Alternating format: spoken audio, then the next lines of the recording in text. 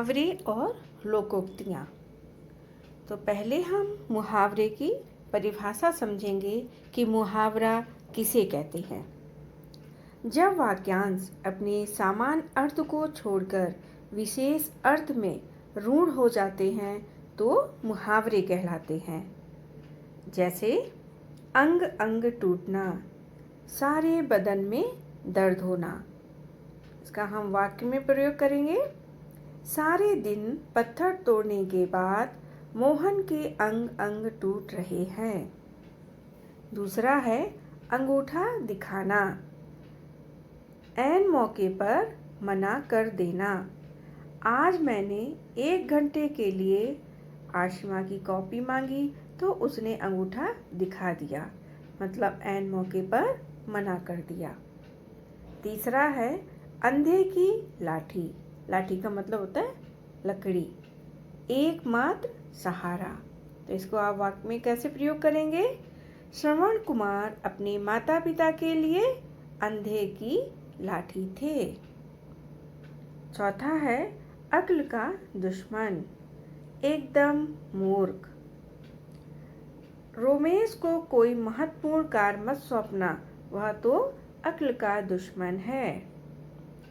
पांचवा है आँख लगना, नींद आना।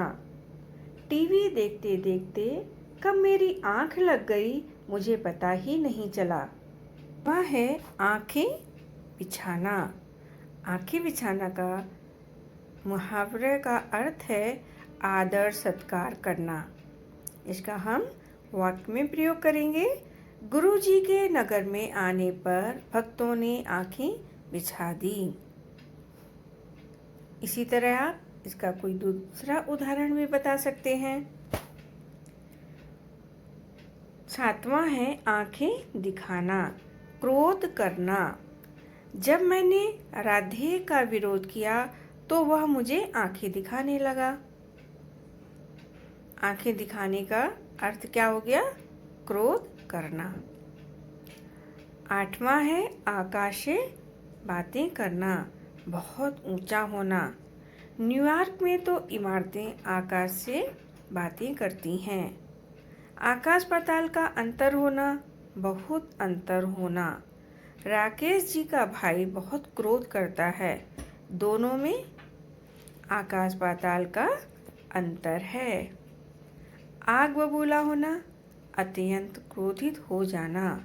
जब पिताजी के जरूरी कागजात नहीं मिले तो वे आग बबूला हो गए। अब आप कुछ अन्य मुहावरों के अर्थ जानें। आग में घी डालना, क्रोध को और भी भड़काना या बढ़ाना। आसमान सिर पर उठाना, बहुत शोरगुल करना। 19-20 का फर्क होना, मामूली सा फर्क होना।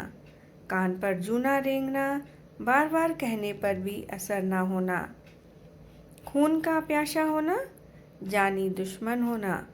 गुड़ गोबर कर देना, बना बनाया काम बिगाड़ देना। घी के दिए जलाना, खुशियाँ मनाना। घुटने टेक देना, हार मान लेना। घोड़े बेचकर सोना, एकदम निश्चिंत होकर सोना। जले पर नमक छिड़कना, कष्ट में और कष्ट देना। जान हथेली पर रखना, मरने की परवाह ना करना। टका सा जवाब देना, साफ इनकार कर देना। टस से मस ना होना, अपनी जिद पर अड़े रहना। टांग उड़ाना,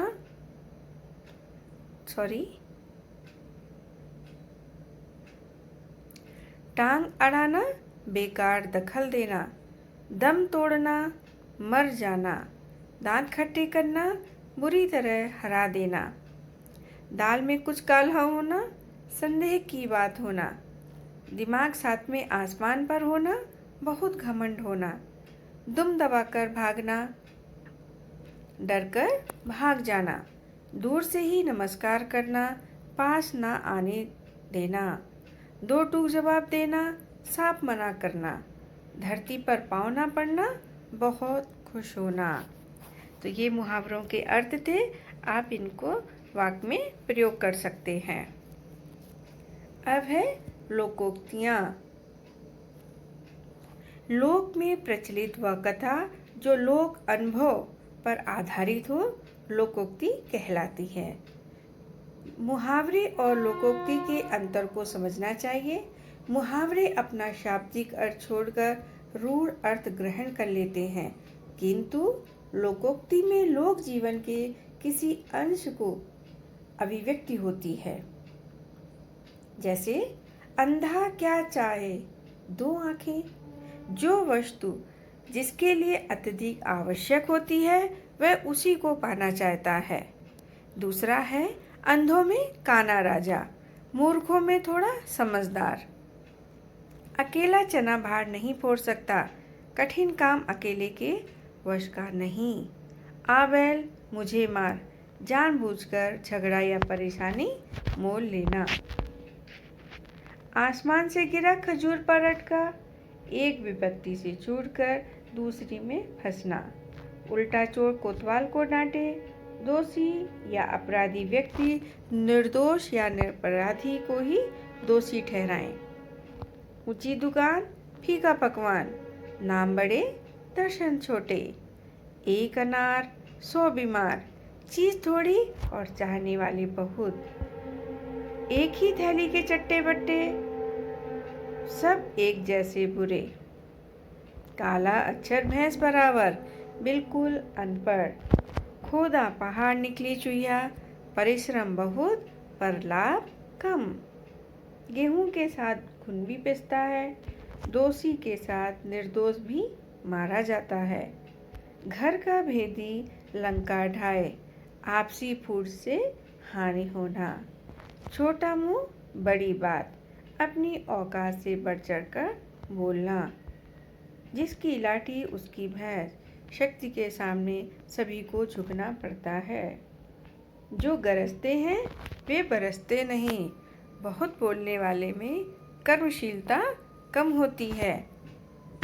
थोथा चना बाजे घना, निकम्मा व्यक्ति बढ़ चढ़कर बातें करें। दूर के ढोल सुहावने, दूर की ही वस्तुएं अच्छी दिखती हैं।